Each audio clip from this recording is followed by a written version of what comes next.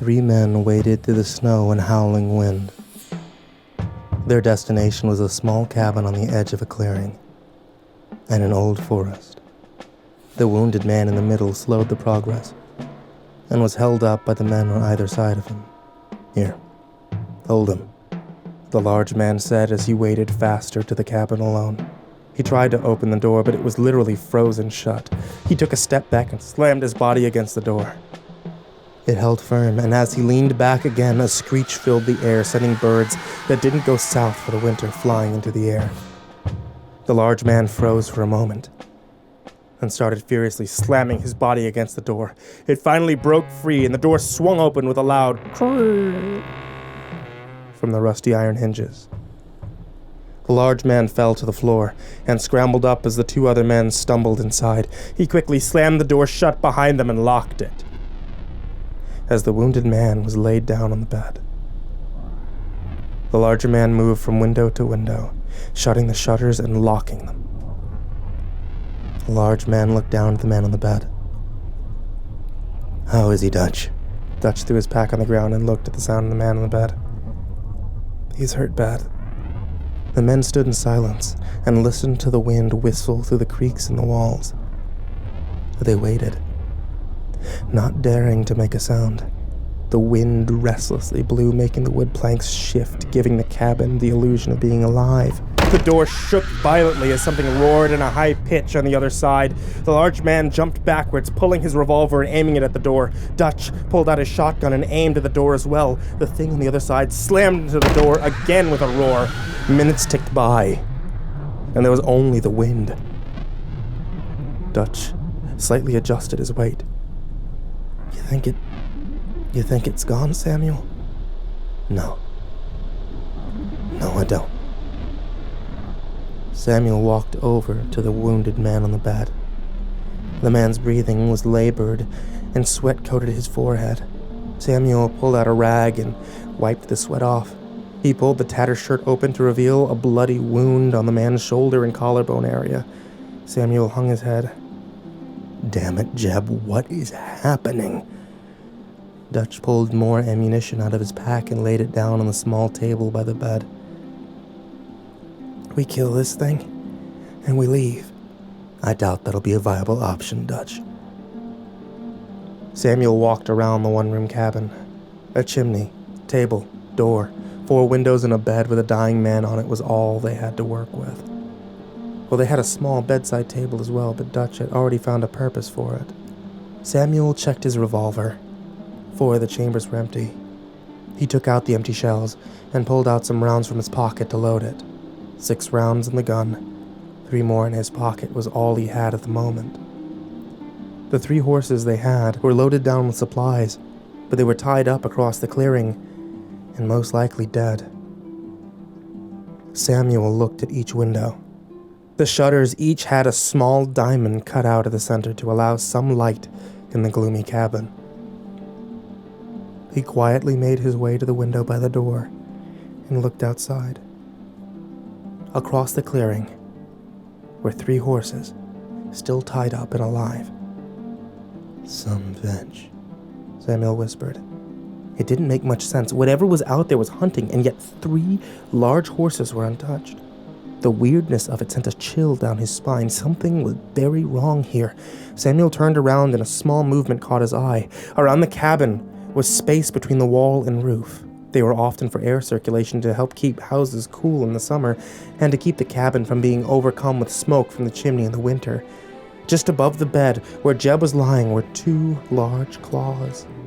Sticking out from the spaces, their long fingers were pale yellow, almost white, skin drawn tightly around the large knuckles. Long black talons stuck out of the ends of them. Fear froze Samuel for an instant.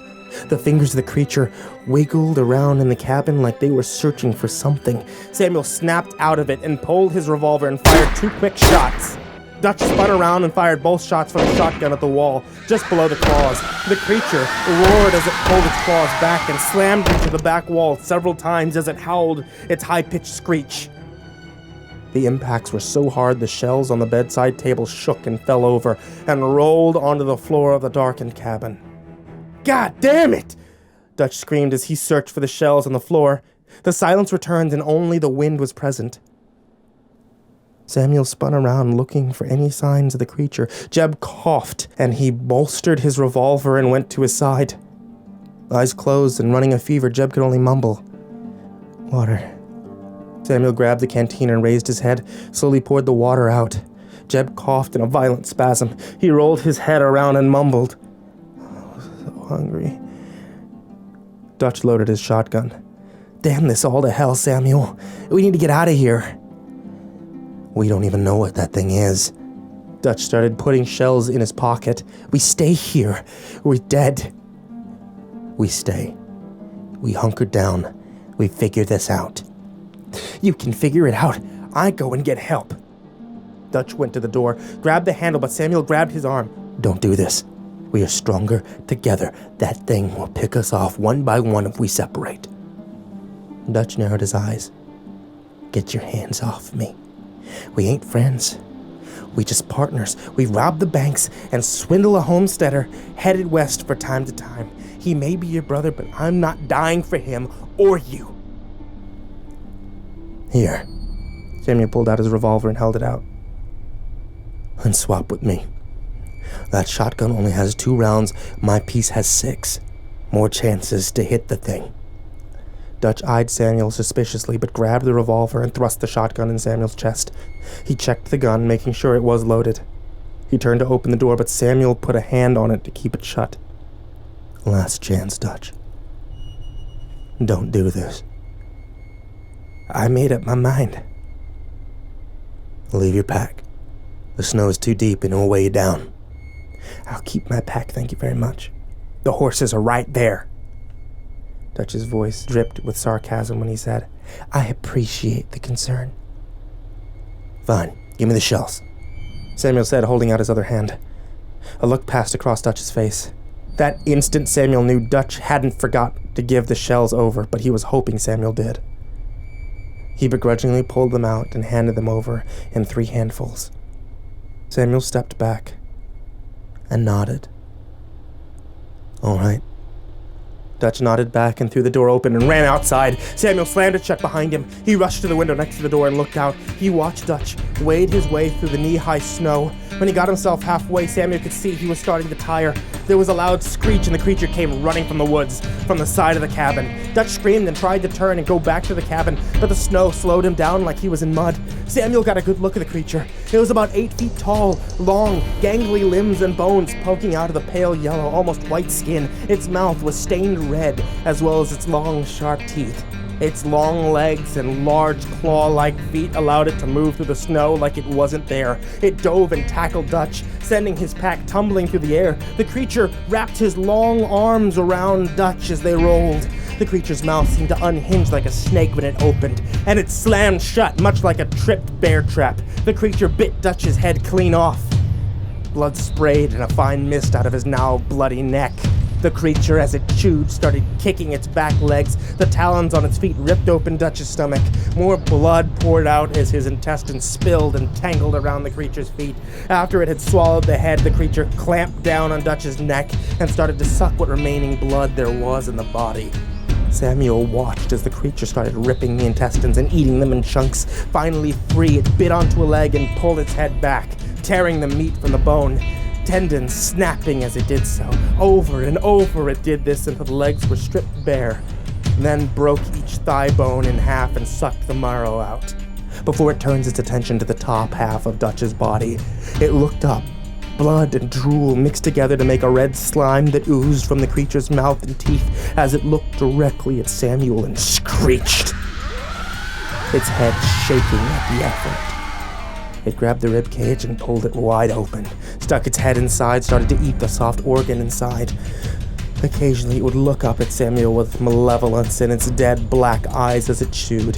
When the body was just a bloodied skeleton, the creature started licking the bones with its long black tongue. When there was truly nothing left, it stood, Its body was still gangly, but its stomach was distended, and the pale yellow skin had darker marks on it now, like the skin was starting to tear open. It just stood there, head leaned back, eyes closed. Clouds of mist came out of its mouth as it deeply breathed in and out the cold air, blood drying on its face and chest. Its body slightly flinched. The creature's eyes shot open. It flinched again, this time more severe. Its body started to violently convulse, and it fell to its claws and knees. The quiet winter day, made quieter by the heavy snowfall, was broken by the loud cracking coming from the creature. It screamed as its whole body became bigger. Samuel realized the cracking sound was its bones breaking as they grew. Every bone in its body was doing this. Its skin stretched even more. Dark marks now covered its skin and faded as the skin caught up to the growth. During this whole time, the creature screamed in great pain as it grew. Samuel watched the large, distended stomach shrink and become concave again. The creature's lower ribs now visible again. The creature turned its head as it stood. It was now about 15 feet tall. It screeched as it ran towards the cabin. It jumped and landed on the roof with a thud, deciding the walls were too tough. It started banging on the roof, trying to get in. Samuel slid down the wall and sat on the floor, covering his mouth, trying to keep his screams silent. A couple of hours passed as Samuel slept. Sleep was a strong word. He merely closed his eyes and stayed in a daze. Not awake, but not asleep. His eyes snapped open at the sound of thrashing. Jeb was shaking hard, limbs failing. Samuel tried to wake him up, but to no avail. He reached in his pack and pulled out some rope. It was only a few feet and frayed on both ends. It had snapped yesterday, and he tossed this small half in his pack. He pulled out a buck knife and started cutting smaller lengths off the rope. One by one, he tied each hand and each foot to the bedposts. It wouldn't keep Jeb from moving, but it would help keep him from hurting himself worse. It was several minutes before Jeb stopped thrashing. Silence filled the cabin again, save for Samuel's heavy breathing. He sat on the floor, back to the bed. He simply looked at the floor, trying to think of a way out of this. He didn't notice it at first, but there was a streak of light from the side window where there should have been. Samuel slowly looked along the floor and up the wall. He finally looked at the shutter window. Instead of a diamond-shaped light, there was a black eye, surrounded by pale yellow skin. Samuel's body had the sensation of ice water being poured on it. He screamed and grabbed the shotgun. He flipped it around and slammed the stock against the wall next to the window. The creature flinched and let out a screech. It slammed its body on the cabin wall. A massive hand slapped onto the window. Samuel jumped back and spun the shotgun around and pointed it directly at the point of impact. He couldn't see much through the small diamond hole, but he could see the claw pass across it, talons dragging across the glass, making a high-pitched sound. Samuel slowly turned, still pointing the shotgun, waiting for any sound for him to aim at. It was on his third turn when he saw a pot hanging in the fireplace. His stomach instantly growled. It had been almost a day since he had eaten anything. He walked over and lifted the lid and peered inside. At the bottom was a couple chunks of meat and potatoes and a brown gravy. He started to dig into the food with his hands when Jeb took a deep breath and screamed, "Sam, no!" Sam dropped the lid down and ran over to his brother. "Jeb." Jeb was awake but weak. He was starting to look sickly. "Jeb, hold on." He pulled out his knife and cut the ropes, but Jeb shook his head. "No, Sam, don't." Samuel lowered his knife, confused. "Why?" "Listen to me, Sam. Listen to me. You have to leave." "I ain't disagreeing, but something is out there, Jeb." "How did you even find me?" "Ma, I had a little heat in Lancaster, came up here till things settled down, checked in on Ma. She said that you wanted to check up on someone up here. She said that this was weeks ago. I was worried about you. I told her I'd find you." "Sam, don't tell Ma you found me. Open up my coat. I'm hot." Samuel opened up Jeb's coat. Underneath was Jeb's pastoral shirt. It was its white collar dingy. "What's going on, Jeb? Why would I tell Mom I didn't find you?" "Sit down there, Sam. There's something you should know." Sam did as he was told. He grabbed the small table and sat down on it. "Listen, Sam. Listen to me very carefully. That creature out there is Bill Finlay. Get the hell. Shush, Sam. I don't have much time. There's been disturbances around here lately. Right about the first snowfall, horrible stories. People gone missing. I was spending a lot of time comforting my congregation. A while back, Millie and the kids stopped coming on Sunday. Weeks passed. I knew they were struggling. Blight had killed most of their crops. I came up here with a food basket Mrs. Kindred had put together. Millie and the kids were gone. Bill was here. He invited me in and we fellowshipped a bit. I asked where Millie and the kids were and he just said they were in a better place. And that's when the snow fell. I knew it was on the way, but more fell than I thought. We were trapped here. Bill ate this stew he made, kept offering me some, but I declined. I did eat the food basket. Felt horrible about it, but I was hungry. Finally, the food ran out except the stew. And by that time, Bill was looking awful bad. I had the worst feeling, Sam, but I couldn't leave here. I went out to put my horse down, but Bill offered me some stew. He said there wasn't much left. I was so hungry, Sam. I had a big bowl of it. Soon as I was done, I knew something was wrong. I had suspicions, but I didn't want to believe it. God damn it, Jeb. What the hell does stew have to do with all this? Jeb licked his dry lips and swallowed hard. Just before snowfall, I talked with some Injuns. Their medicine men said the curse of a wendigo had invaded the land. They tried to warn me, Sam. What is a wendigo? Curse, a creature. It said if a man eats another man, it's a foul crime against nature. If a man eats the flesh of another man, they open themselves up to the spirit of a wendigo. Demon possession. The curse would look like the foulness they did. They would suffer hunger, never-ending hunger for human flesh, and only that. Jeb, stop. You're talking nonsense. That thing grew after it ate Dutch. Humans can't do that. That's part of the curse. The creature gets bigger. It grows in proportion to the human it ate.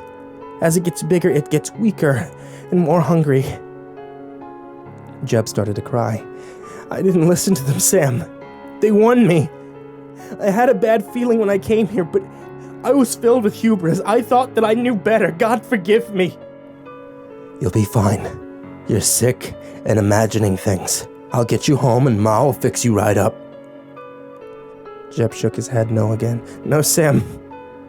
No, it's already started with me. Sam looked at his brother, crying and fear in his eyes. He noticed they glanced down. Samuel looked at Jeb's stomach and reached down.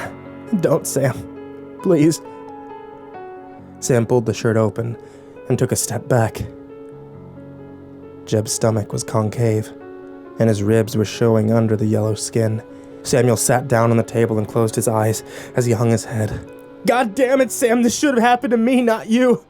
You were always the good one. All have fallen and fall short of the glory of God, even me, Sam. Listen, I can tell the change and the hunger. I'm lost. You have to get back to Ma and watch over her. For me, Sam. No, I'm gonna kill that thing. We'll stay here and figure this out. We will go to the engines, and they can do their magic and fix you. No, Sam. It's too late for that. Untie me. I'll fight. I'll give you a chance to get to the horses. First, I need to eat the rest of that stew. I'll need the temporary strength from it. The hell, I'll do that. Then we both die here and Ma will be on her lonesome. Samuel got up and walked away. There's gotta be another way. There isn't, Sam. Thoughts raced through Samuel's mind. He tried to think, but there was a slam on the door. The creature split the silence with a screech again. Samuel raised up his shotgun at the door. The creature slammed against the door again. This time, the hinges came loose from the door frame. Samuel pulled the trigger and a hole exploded in the door. And the creature ran away howling. Untie me, Sam! Do it, now! What makes you think it'll go after you and not me? You said it eats human flesh. You ain't human anymore, Samuel screamed. Wendigos are extremely territorial. They don't mate. It's a curse. It'll never share food or territory with another one. It will kill me first, and it'll have you all to itself. Well, ain't that just comforting? It is what it is, Sam. The wind whistled through the cracks in between the door and the door frame. Samuel walked over and pulled out his buck knife. He went to cut the rope around Jeb's feet. Wait. Promise me that you'll take care of Ma. Promise me that she'll want for nothing. She should live surrounded by flowers. Promise me, Sam. Samuel paused. Finally said, I will. Give me your word. I swear. You have my word. Jeb let out a sigh of relief. Good. Hurry. I could feel the curse growing. There isn't much of me left. Samuel cut both feet loose, and when he went for the far hand, Jeb snapped at his arm and tried to bite it. The brothers stared at each other for a moment. I'm sorry, Sam. Please hurry. Samuel cut Jeb's hand free and he sat up. Samuel went over, grabbed the pot, brought it back, and handed it to Jeb. Jeb took the lid off and stopped. Hold your shotgun on me. Just in case. Samuel loaded the shotgun and raised it, pointing it right at his brother's chest. Jeb still hesitated. I just want you to know I never thought that you were a bad man. Just lost. I love you, brother. I love you too, Jeb. Always did. It's always just been us and Ma. And now it'll just be you two. Jeb reached in the pot. He pulled out a fistful of the meat and potatoes and shoved it into his mouth. There was about 3 handfuls left, and when he was done, he licked the gravy off of his hand, dropped the pot, and it rolled on the floor. Jeb started breathing hard and sweating. It's so hot in here. He stood. Samuel saw the yellow skin on Jeb's chest spread. Jeb took off all of his clothes. To Samuel, his brother's face seemed more filled out, but the stomach still concaved. Jeb stood still with his head down. His chest heaved as he made a sound like he was going to throw up. He retched several times in between hard coughs. Samuel just watched as his brother slowly faded away even more. Jeb raised his head, his eyes now black under his mop of sweaty, wet hair, and his teeth were longer, more like fangs. He stared at Samuel as he walked to the door. Jeb? Jeb stopped and just looked at Samuel. When he spoke, his voice was ragged and deeper. As I walk through the valley of death, I shall fear no evil, for I am now the thing in the shadows.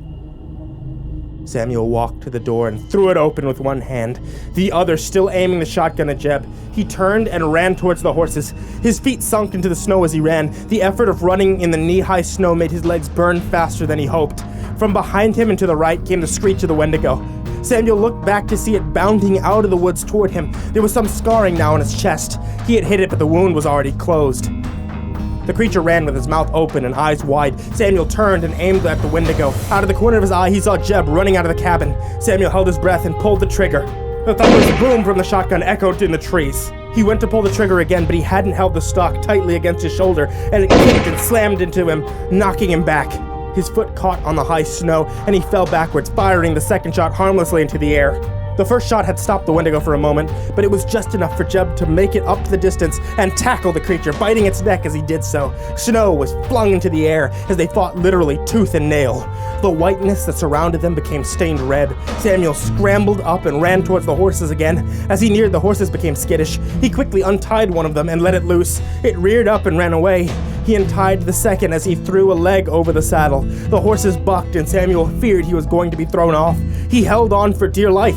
The horses settled down enough for him to see Jeb on top of the creature, ripping out its throat with his teeth.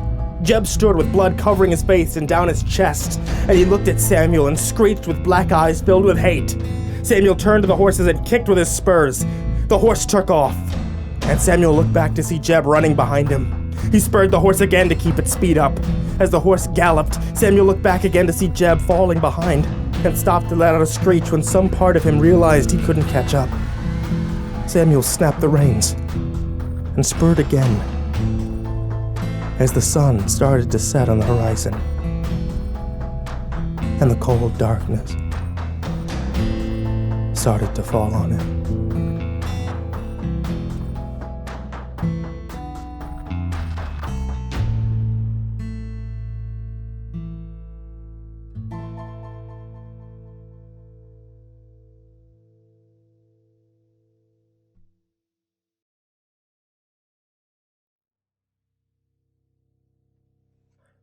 Hey there, kids, it's me, MrCreepyPasta, and I've worked with a lot of talent over the years.